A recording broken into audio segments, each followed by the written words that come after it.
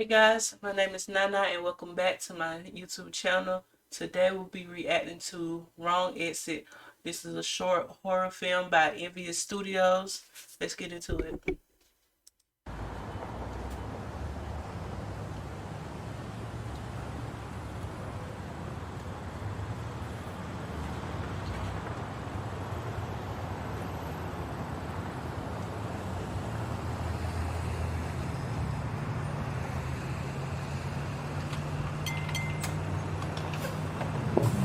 You want to come in with me if we got some snacks?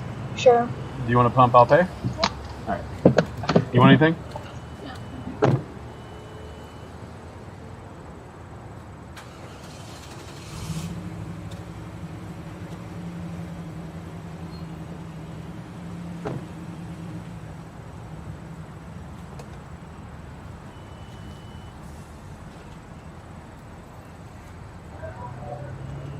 You get mixed slushies. I'll get snacks.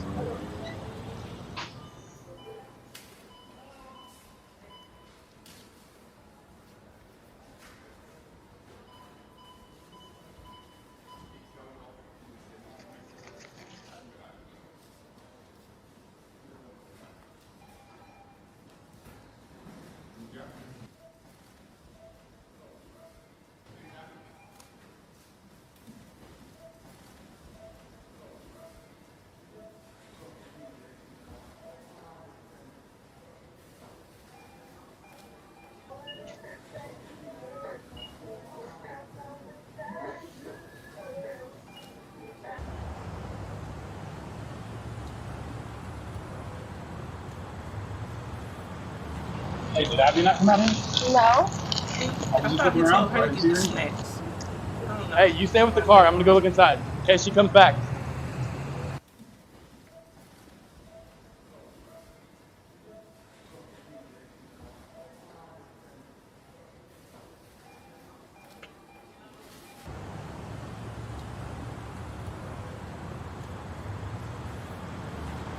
She not out here? Dude, she's not inside. Somebody snatched her up. Hey, have you seen the little girl with the pink shirt on? He said a little girl. Could say like a teenager. Hey, have you seen the little girl with the pink shirt on? What? Have you seen the little girl with the pink shirt on? My daughter's missing. I saw a little small black car that had an older guy with a girl. I think she had a pink shirt. She had a pink shirt on? Which way they go? I think they went that way, took that exit over there. Okay, thank you. That guy just said he seen a little girl get into a black car with some old man. He keeps saying little girl, she like a teenager. Call 911. My daughter was just taken from the Flying J's gas We were at station. Flying J's. We're heading west on 64. Yes, I don't know. People said that they spotted her getting into a black car with some old man. We're headed west on 64, right? Black car, That tinted was a windows. black car. That's it. Oh my god, get up on him. Get up on him.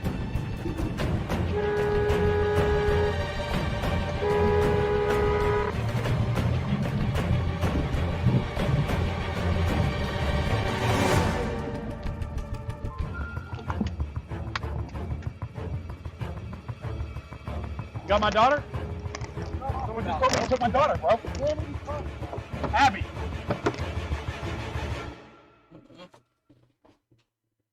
That's a look like a jacket or a hoodie.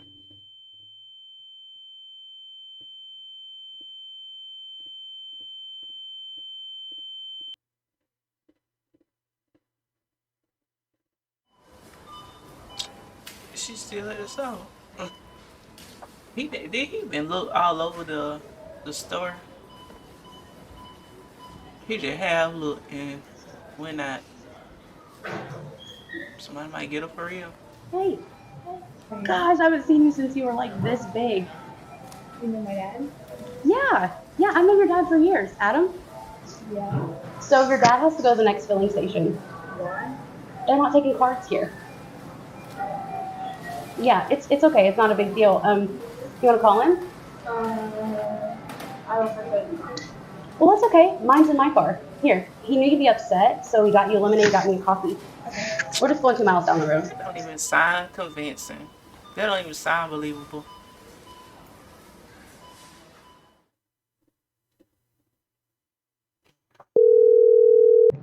Did you get the delivery? Yes. I'll be there shortly. 11 kids between 13 and 17 years old were reported missing this year. But in the month of May alone, that number tripled to 34. Experts say runaways typically make up the majority of missing child cases. But now there are fears in Cleveland that some of these kids could be victims of predators. That was okay. The actors didn't have much chemistry, so it wasn't like a believable acting. And the lady telling the girl about the dad wanting her to go, or, you know, the whole story just was not believable. And her facial, she didn't have a true facial reaction, nothing. But it was okay. If y'all like that one, give it a thumbs up, subscribe. Alright, y'all, so this one is called The Elevator. This is another horror short film. This one is by Dark Fun. Let's get into it.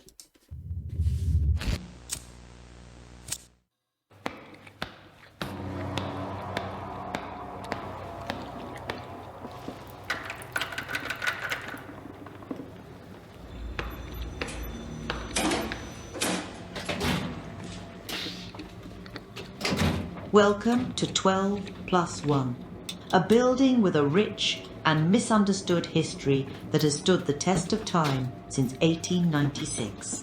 From the outside, it may seem like just another grand old building, but there's more to it than meets the eye. 12+1 has faced... Oh, she do that.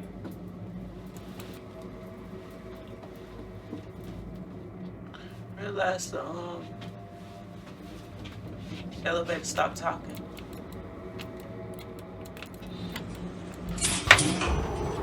12+1 has faced its fair share of troubles over the years, with rumours of strange happenings within its walls and a dark past that has yet to be fully uncovered.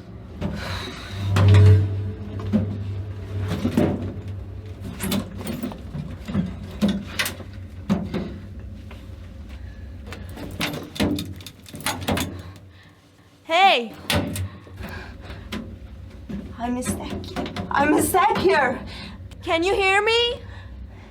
Help! Help!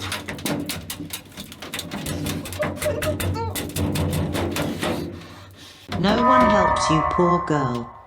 Damaging properties is illegal and constitutes a violation of both civil and criminal law. That includes sticking your pink chewing gum in public places. Who are you? Welcome to building number 13.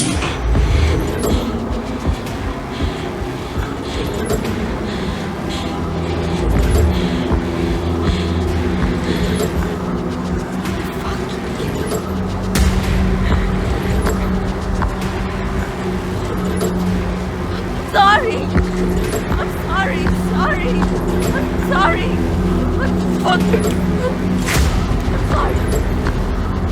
Being sorry for rude behaviour is a sign of good social manner, but there are always consequences that one must face. I'm sorry! I'm sorry! To make up your mistake, write "I'm sorry" on the mirror in front of you with something very special. Wait, what? Probably your blood from your You can nails. easily find it. Above your head. Oh.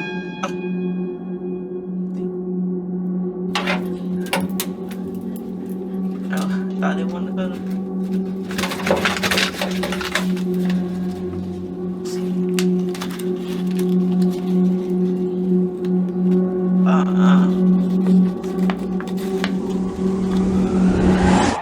See, I knew it. I thought they wanted her to cut a finger or something, but with her wrist. Are you kidding me? Denying your deserved punishment is not morally acceptable. We continue descending until you make the right decision. You can feel that the air becomes denser and the concentration of oxygen decreases significantly. This means that a person descending deep into the air without proper equipment and protection would experience a lack of oxygen and would not be able to breathe. Additionally, the extreme temperatures and pressures would cause damage to the body's tissues and organs, leading to an inevitable death.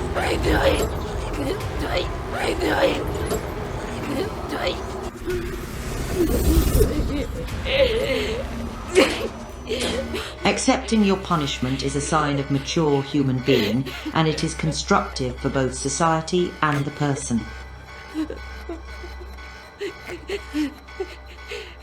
I do it. I do it. Waiting on you.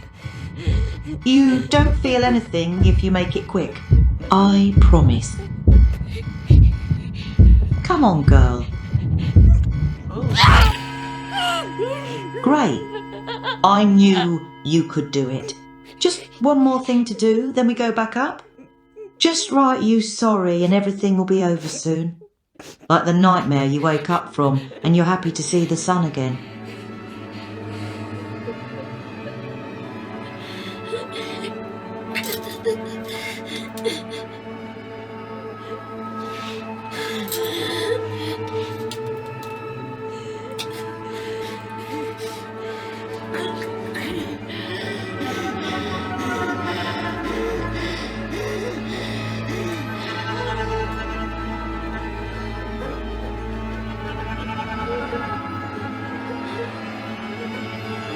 Fantastic work.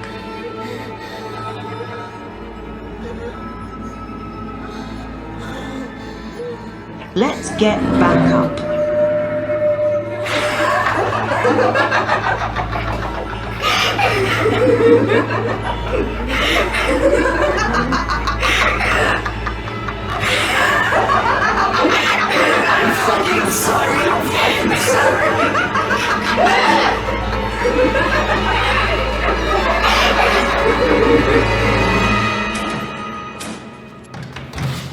Welcome to 12+1, a building with a rich and misunderstood history that has stood the test of time since 1896. From the outside, it may seem like just another grand old building, but there's more to it than meets the eye. I would have been probably the person at the end. I would just like he did, just close the door, run. I wouldn't take the elevator. So next time y'all want to lay chewing gum or anything else litter in the elevator, think about this the elevator. Alright y'all, this one is 3 True Wendy's Horror Stories, animated by SSG Animated. Let's get into it.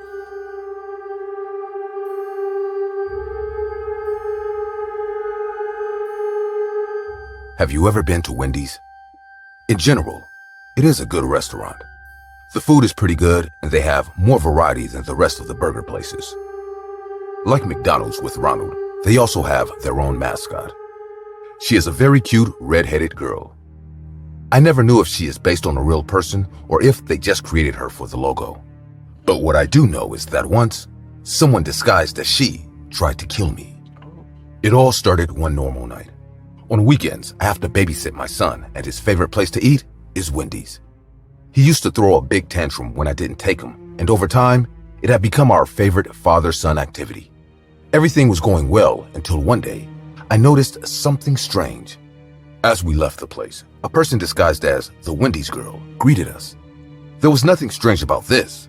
What did scare my son was that the whole costume was covered in blood. After we passed her, she walked behind us, still waving at us. My son started to get really scared and started to speed up his pace. I thought about confronting this person, but to tell the truth, I'm a pacifist. I don't know how to fight, and I don't want to. I would if it was to defend my son, but what would that accomplish? I would only put him at risk. I decided to pick up the pace and get into the car as soon as possible. Just a few steps away, the girl was still waving at us in a terrifying manner. Several weeks passed, and my son was somewhat reluctant to return to the restaurant, until one day. I talked to his mother, and she convinced him. I was sure nothing would happen. Maybe that was a one-time thing. If this person was stalking all the customers like that, she had probably already been kicked out. With many doubts, my son went with me to the restaurant. Little by little, I could see how the spark began to return. There was no trace of the strange woman, and he began to feel more and more comfortable. We spent a great night together eating. It seemed like everything that had happened would be in the past as a bad and bizarre memory. We made our way to the car, and the parking lot was empty. But this was a good thing, since our stalker from that time wasn't there either. We got into the car, and I started it up. But at that moment, the thing I was... First of all, why they going into a parking garage from a Wendy's? Wendy's don't got no parking garage that I know of. So why they all the way in the dark when nobody can see them? When you come out the Wendy's parking lot right there. I was most afraid of happened. In front of the car, preventing us from moving forward, the woman in the costume was waving at us. Her costume was still bloody, and just like last time, looked like fresh blood. Her greetings were much more frenetic than the previous time. This time, she was waving her hand violently. As soon as he saw her, my son began to cry as if he had recalled an event that had kept him awake at night for many nights. First of all, when they first saw her, when you see stuff like that, don't make straight eye contact and be just staring. Like, do a little, little side eye, little joints, and keep on going. Act like you don't see nothing. Because if it seems like you make straight eye contact with something, like something weird or strange that's going on like that, it's like he comes after you. So don't make the straight eye contact. Just, corner your eye and keep on going. Act like you don't see nothing. I knew it had affected him, but this was much worse than I thought. I honked at her to run, but instead of listening to me, she only came closer, walking in front of the car and even standing on top of it. I would have healed her. I quickly put on the seatbelt while I listened as this terrifying woman walked on the roof. I took advantage of the situation to try to speed up the car, but as if sensing that I was going to do it, she laid down and stuck her head inside of the window, showing us a big knife in the process. I accelerated the car. But in a matter of seconds, we lost control and crashed into a pole. All the car's tires were flat. The woman had fallen from the accident, so I took the opportunity to grab my son and run back to the Wendy's. On the way, the woman caught up with me in a matter of seconds and threw me to the ground. Lord. My son fell away, and as I yelled at him to go to the restaurant to report what was happening, the woman tried to press her knife against me. She was very strong. Somehow, her strength was equal to mine, which in itself was not much. My arms began to give way, and the knife came closer and closer to my throat until suddenly, it was all over. Some security men threw the woman away from me, and I, terrified, stepped back. I took a deep breath because it was all over. But a battle cry brought me back to reality. The woman was running at full speed, and in one leap, she lunged towards me to plunge her knife into me. The security men caught her in mid-jump, grabbed her knife, and held her until the police arrived. When they took off her mask, my son started crying, and I was shocked. That person was not a Wendy's employee. She was my ex-wife, my son's mother. After a while, she confessed that she was dressing up to scare my son so that he would no longer want to spend time with me or have a bonding activity like she was doing. She had no intention of killing me, but that night, everything went out of control. She had taken drugs that took her out of herself, and because of that, all the subtlety in her plan was gone. She went into a state of euphoria, and with the knife already in her hand, tried to kill me and give my son a trauma he would never forget. After that, I kept custody of my son. He still goes to see his mother in prison, but he doesn't want to. I always convince him to do it, to forgive her, but I must tell you the truth. I will never do it. Since that day, every time my son and I go to Wendy's, we are afraid. The food tastes much more bitter, and we are just thinking about leaving. But we keep lying to ourselves that everything we went through didn't affect us. At the end of the day, even though she ended up in jail, my ex-wife, the woman dressed as the little girl at Wendy's, got her way.